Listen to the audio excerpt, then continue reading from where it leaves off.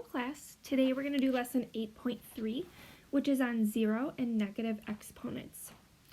Just a reminder, if at any time you are stuck on one of these problems, feel free to pause the video, re-watch a section. You can also be playing this video as you're doing your assignment. So match up problems that I'm doing on this note sheet with problems that you're doing on your assignment. That should help you. Okay. A definition of zero and negative exponents.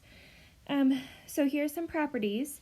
The very first one is that anything to the zero power is equal to the number 1. So if I said 72 to the zero power, that equals the number 1. If I had a variable, y to the zero power, that also equals the number 1. Okay? The second property, anything with a negative exponent will move the whole unit either to the bottom, if it's already on the top, or vice versa. So what I mean by that is if I had, and I'm just going to draw a fraction here. So if I had x to the negative 1 over 2, okay, this negative 1 here would move this x to the bottom. So this would become x to the 1 on the bottom. The 2 would stay there, and there's currently nothing then on the top, so you'd put a 1 there. We'll do more examples as we go. This third property is saying basically the reverse of what we just said. So if that negative exponent, this one kind of looks weird, but it's a negative to the n. If that negative exponent is on the bottom, then you can move it to the top. So meaning, if I had a 2 up here, I had a 3x to the negative 2.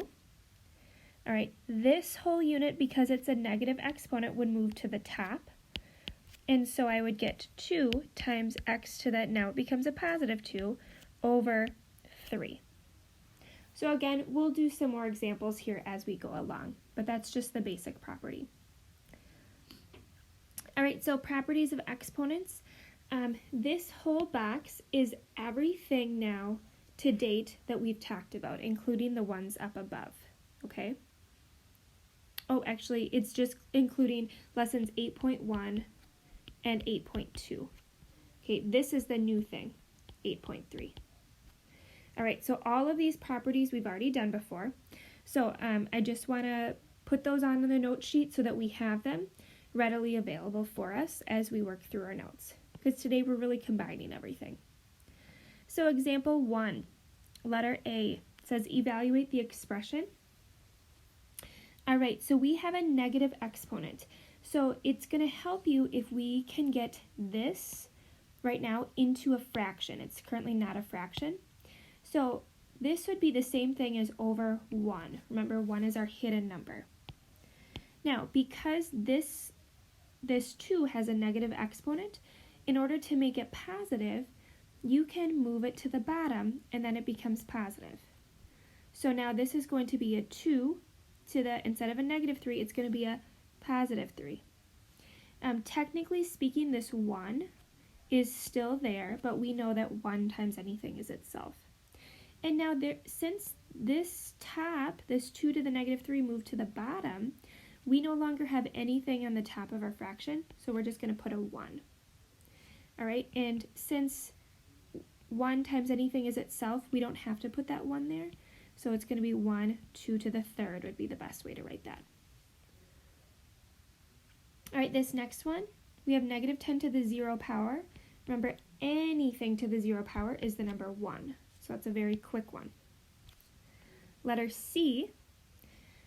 All right, this is where we distribute this through to both the top and the bottom.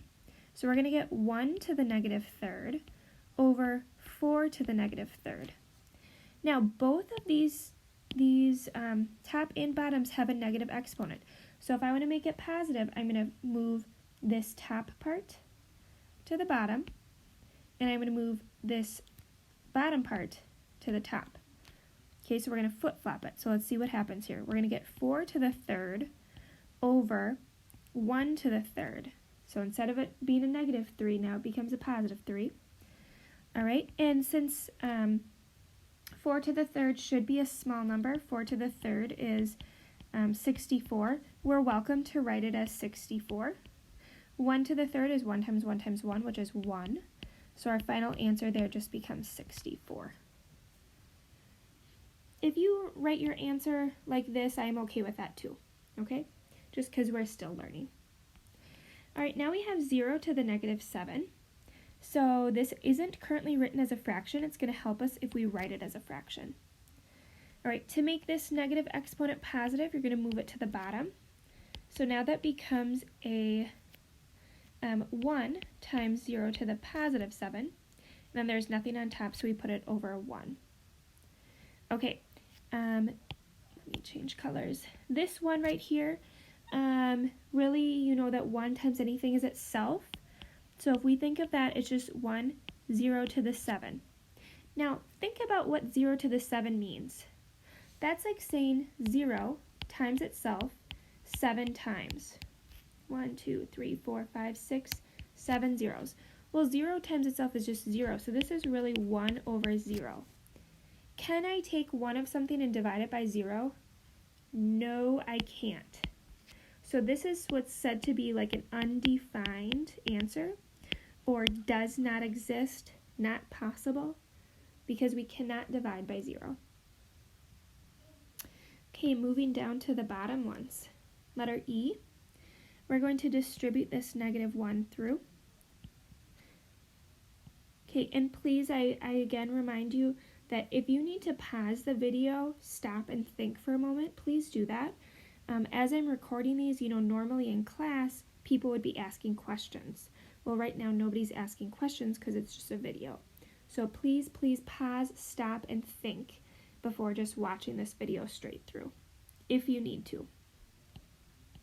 Okay, so when we distribute that, we get this. Now, we want to make these exponents positive. So to do that, I move it either to the top or the bottom. So the top one I move to the bottom I move to the top. So we get 8 to the 1 over 1 to the 1. 8 to the 1 is just 8. 1 to the 1 is just 1. And 8 divided by 1 is 8. Okay, this next one, we have a negative exponent on the bottom, so let's move that to the top. So we get 1 times 3 to the positive 2 now. Now, is there anything left on the bottom of the fraction? No, there isn't. So it would just be over 1. But anything divided by 1 is just itself, so you really don't even need to write that part. Okay? Remember that 1 times anything is just itself, so this is really just 3 squared, which is the same thing as 9. 3 times 3 is 9. Okay, on letter G, we have a negative exponent on the bottom, so move it to the top. This is actually the same exact style as what we just did in letter F. So we have 1 times 4 to the positive 2 now. Okay, 1 times anything is itself, so this is just 4 squared, and 4 squared is 16. 4 times 4 is 16. Okay, moving to the back of our notes. Example 2. Evaluate the expression. So right here, I'm noticing that both of these have a base of negative 5, and we are multiplying them. Remember that if I multiply powers with the same base, I add the exponents.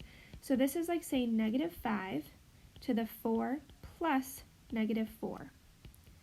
All right, 4 plus negative 4 is 0, and anything to the 0 power is the number 1. So it looks like you're going to have a big answer there, but it's really just the number 1.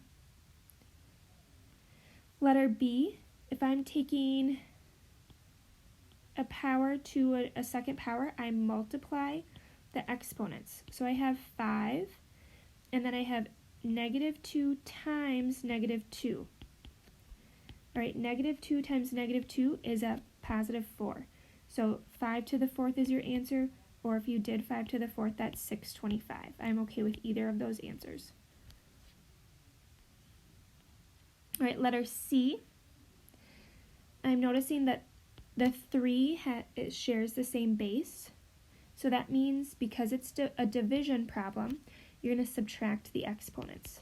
So it's like saying 3 to the 2 minus negative 1. 3 to the 2 minus negative 1 is the same as saying 3 to the 2 plus 1. Minus a negative is plus. So this becomes 3 to the 3rd. So I'm okay if you write 3 to the 3rd as your answer, or if you did that math, that's the number 27. Okay, letter D. We do have the same base, and this is division. So this is like saying 6 to the negative 1 minus, and now there isn't an exponent with this 6. Remember, in math, 1 is our hidden number. So that is an exponent of 1. So it's negative 1 minus 1, which is 6 to the negative 2. Now we do have a negative exponent here. So we can move this to the bottom. Let's first of all change this into a fraction. This is like saying 6 over 1. Okay, and to make this a positive exponent, you're going to move it. So this now becomes 1 times 6 to the positive 2 on bottom. Okay, and 1 times anything is itself, so you really don't need to write that 1 in front. And there's nothing left on the top, so our place value there is 1. So I'm okay if you leave your answer as that, or if you want to do 6 squared is 36. So either of those two is okay with me. Letter E. We are taking a power and we're going to take it to another power. So we're going to multiply those two exponents. So it's like saying 5 to the power of negative 1 times 2. Negative 1 times 2 is a negative 2. Similar to the last problem, this is a negative exponent. So let's make this into a fraction. And we can make this a positive exponent by moving it to the bottom. So now we have 1 times 5 to the positive 2, and our place value on top is 1. Well, on the bottom here, 1 times anything is itself, so we can get rid of that 1 times. So you can leave your answer as 1 over 5 squared, or 5 squared is 25. So either one of those two answers works. Okay, example 3. It says, simplify the expression. Write your answer using only positive exponents. Okay. So letter A. All right, there's quite a bit going on here, and I do want to say that there's multiple first steps that you could take.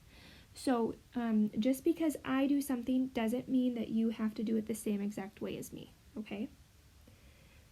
So let's go ahead and let's see what we got here. The very first thing that I'm going to go ahead and do is I'm going to distribute this 2 here, and I'm going to distribute that through to each one of those numbers or variables. So the top I'm going to leave the same right now. I'm not going to do anything to it. But on the bottom, that's going to become 2 squared, w squared, and x squared. Okay, now I'm going to take a look, and I'm going to see that this w has a negative exponent. So I'm going to move that to the bottom to make it positive. Okay, so now we're going to have 2x on top. 2 squared is 4, so I'll just write this as a 4. And then now we have a w to the 3, positive 3. So I took this w to the negative 3 on top and I moved it to the bottom and made it positive. Now we still have our w squared and we still have our x squared on the bottom. Okay, so now what I'm going to do is I'm going to find the things that look the same. So our very first thing there is 2 over 4 is the same thing as saying 1/2. Okay. I have an x on the top and I have an x on the bottom. So let's see here. X on the top doesn't have an exponent, but that would be an x to the 1. So if I'm thinking about this, this is a division problem. A fraction is the same as division. So when I'm dividing two powers with the same base, I subtract the exponents. So it's like saying x to the 1 minus 2, which is x to the negative 1. Okay, so I could put x to the negative 1 on top. Another way that you can think about that is there's 1x on top, and there are x squared here, means 2 x's. There are 2 x's on the bottom. So if there's an x on the top and an x on the bottom, they cancel. So where is the extra x? It's on the bottom of my fraction. Just like this x to the negative 1 here, that's really the same thing as saying 1 over x to the 1 power, which again is the same as having 1x on the bottom of our fraction. Okay, and then the last thing that we need to do is we have a w to the 3 times a w squared on the bottom. If I am multiplying two powers with the same base, I add the exponents. So 3 plus 2 is 5. So this is your answer, 1 over 2 times w to the 5th times x. Okay, letter B. The first thing I'm going to do with this one is I'm going to see that we've got a 6 on top and a 2 on the bottom. 6 divided by 2 is 3, so we just have a 3 now on top. All right, we have an f on top with no exponent. That means f to the 1. And we have an f squared on the bottom. So this is similar to the last one with the x's. I can think about this as saying f to the 1 minus 2, which is f to the negative 2. Okay, which then we want to write it as get rid of that negative exponent. Okay, so I could move this to the bottom. All right, so then it would be a f squared on bottom and a 1 on top. The other way that I could think about this that might be quicker is right from the get-go, you have 1f on top, and f squared on the bottom means that there are 2 f's. If I have 1f on top and 1 on the bottom, that you get rid of those. So now we just have 1f left on the bottom. Oops, I made a mistake up here. Did you guys catch what it was? Let me change this color.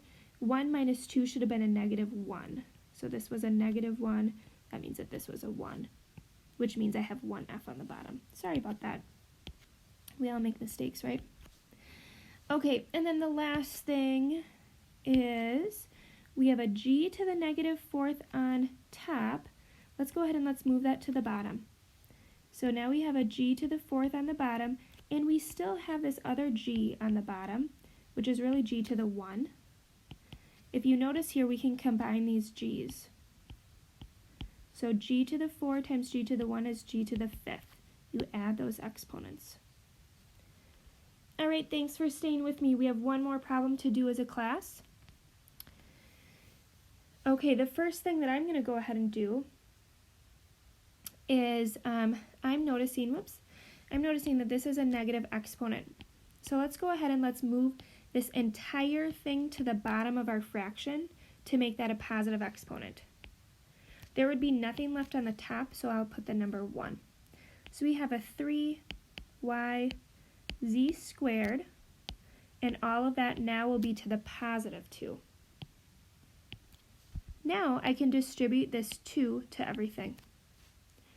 So we get 1 on top still, 3 squared on the bottom, y squared on the bottom, and then we have z squared to the squared, which means you multiply those exponents. So it's going to be z to the 2 times 2 is 4.